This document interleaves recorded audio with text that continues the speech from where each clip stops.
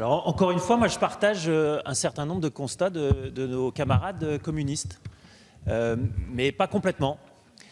Oui, vous avez raison, des avancées sociales ont permis d'augmenter le niveau de vie en France et de le faire augmenter significativement. Il y a effectivement ce que vous avez souhaité, ce que vous avez cité, mais je crois aussi qu'en France, il y a une politique de soins, de prévention qui a permis fortement. Et ce n'est pas que la question de la retraite à 60 ans qui a fait augmenter la vie des Français. Et d'ailleurs, ça serait assez contradictoire avec un des sujets que vous portez, comme au groupe Modem, qui est la pénibilité. Parce que c'est dans la période de travail qu'on a de la pénibilité, généralement.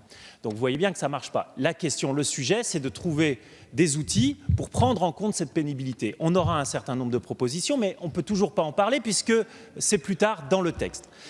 C'est article 27. Deuxième sujet, sur cette volonté que vous avez, non pas les communistes, mais les rangs quelque peu au-dessus, d'inscrire toutes les professions dans le texte. Alors, je vous annonce quelque chose, vous avez perdu l'occasion de faire 11 000 amendements supplémentaires, puisqu'il y a 11 000 métiers chez Pôle emploi mis. Voilà, vous pouvez penser.